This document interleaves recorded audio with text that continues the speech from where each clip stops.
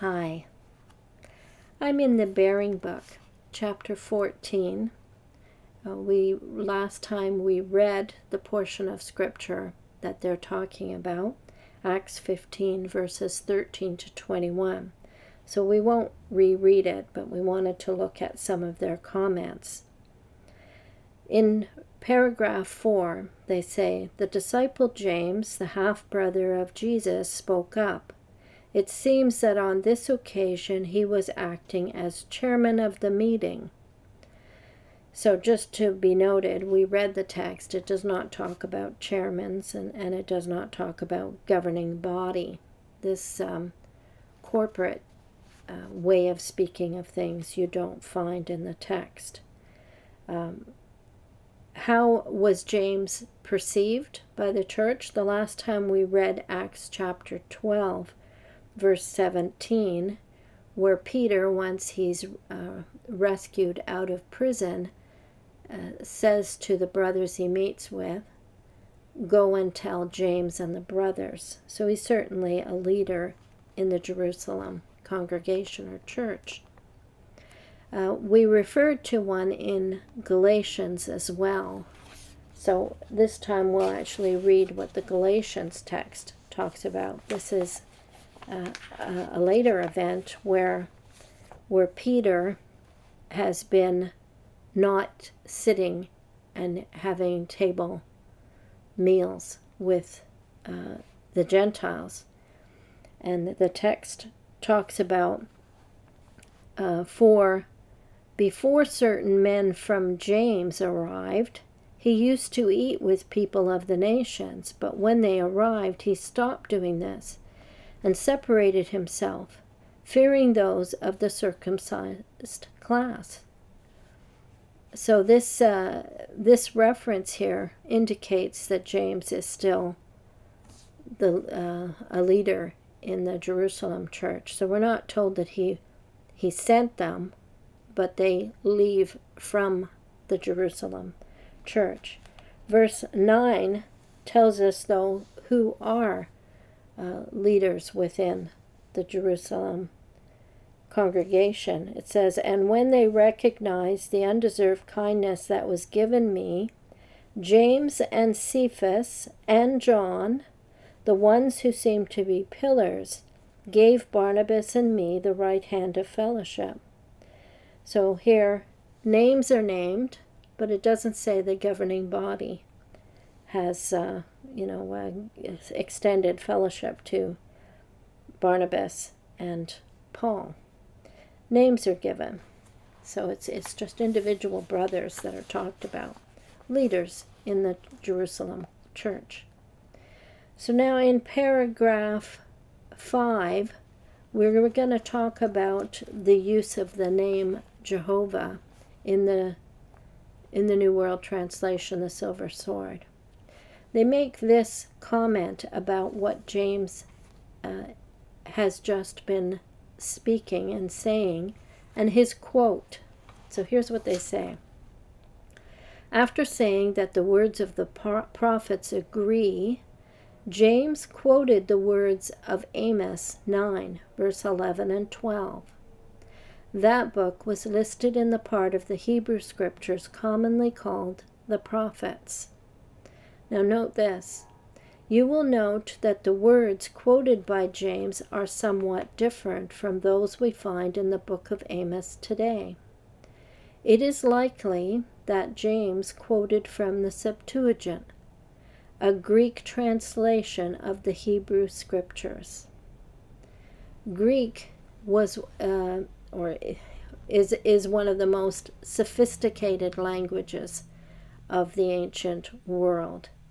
If it had wanted to say governing body, it could have, but nowhere in the text do we find that.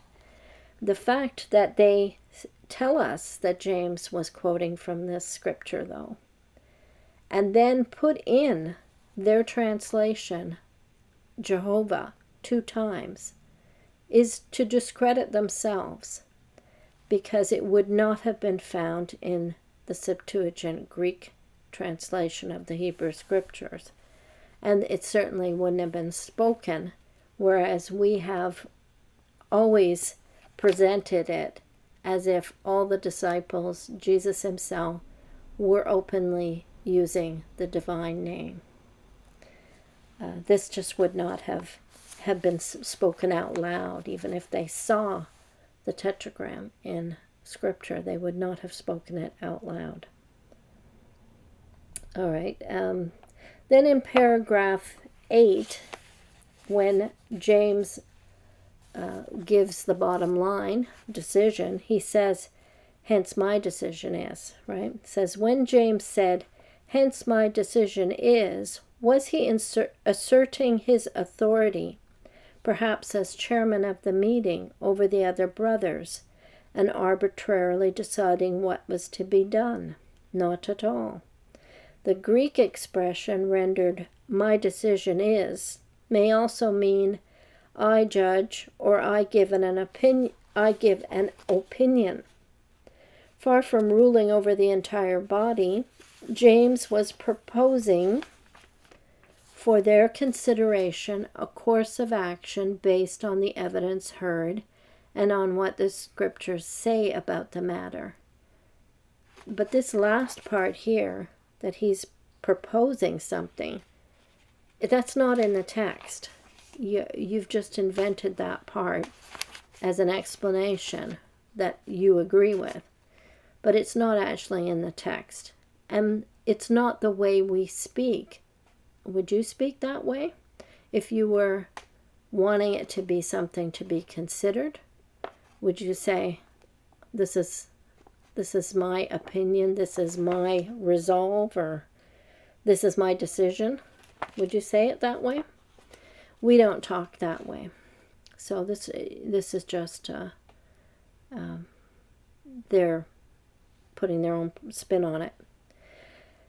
Then lastly, I wanted to comment on a quote from Milton Henschel, who, it says here, Milton Henschel, a longtime member of the governing body, who finished his earthly course in March 2003, presented a fundamental question to the graduating students of the 101st class of the Watchtower Bible School of Gilead. He asked, is there another organization on earth whose governing body consults God's Word, the Bible, before making important decisions?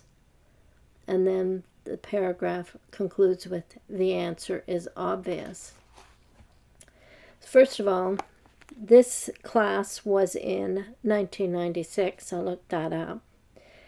He lives to 2003. He's a very old man here, but he doesn't seem to remember that the first two presidents, and he had been a president of the Watchtower, the first two presidents believed that Matthew 24:14 was fulfilled through the Bible societies, distributing and publishing and getting the Bible all over the world. So you don't think these people considered the Word of God when they were so adamant to get it into the hands of all people? They didn't consult it? It seems a kind of silly question even to propose. And then for them to answer, the answer is obvious, and you know how they feel about everybody else. Nobody else, they think, cares about the Bible. And that's the attitude you carry as a witness. So how could he say such a thing? He's either totally ignorant of Christian history or senile, I don't know.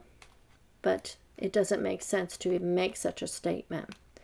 Now, I can make personal testimony because I worked for one of the largest Christian charity organizations, and I also worked in a church as a church secretary. And I can tell you, they do consult the Word when they make decisions constantly. So this is just a falsehood.